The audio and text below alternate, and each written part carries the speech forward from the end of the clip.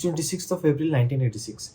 During a test in the Chernobyl nuclear power plant, explosion of the fourth nuclear reactor blasted radioactive graphite in the air, which led to the spreading of radioactive diseases and cancer in the area.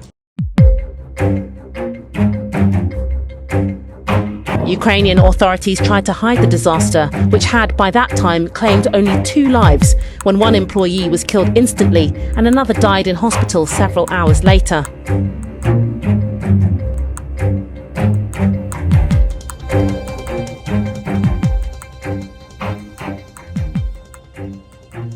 After World War II, Soviet Union started building many nuclear power plants, one of which is the Chernobyl nuclear power plant.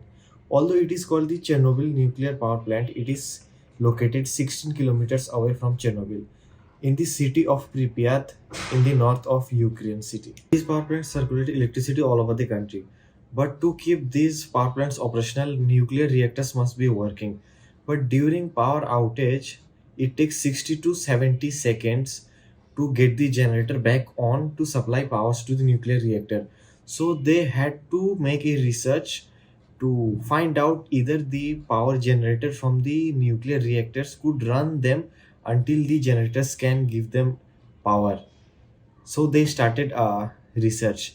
Before we get into that research, there is something we need to know, one of which is how does it work. Inside these reactors, neutrons divide uranium atom, creating more uranium atoms and neutrons, which turns into a chain reaction.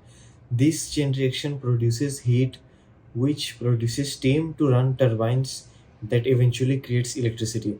But overproduction of electricity may actually cause an explosion of radioactive materials. So they use controlling rods that actually reduces the rate of reaction. To conduct the research, they had to minimize the power output from 1600 megawatt to 700 megawatt. So they inserted more control rods which manifested xenon. Xenon is an atom that actually works as a reaction rate reductant in this case. So the power output actually went down to 30 megawatt.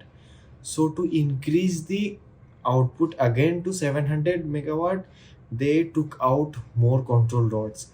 But as xenon was present in that reaction, the power output actually didn't went up to 700 megawatt.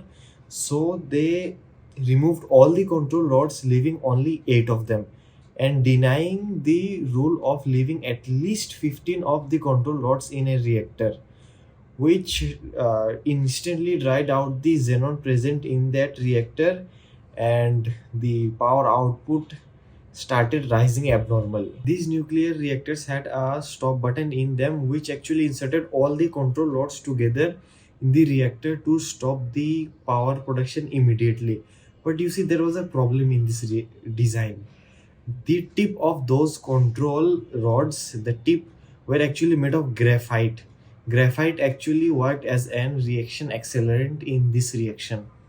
So the power output actually, instead of going down, went up to 33,000 megawatt and instantly caused an explosion, which led to another explosion and fire in that area. These explosions created radiation dust and radioactive acid rains, which fell on grass and water, affecting fish and cows' life, which ultimately became one of the most reasons for child's thyroid cancer in Europe, as these childs grew up drinking the milk that came from the cow that ate grass infected in radiation dust. The Soviet government later created a protective structure to cover the Chernobyl nuclear power plant and to block the radiation from going outside.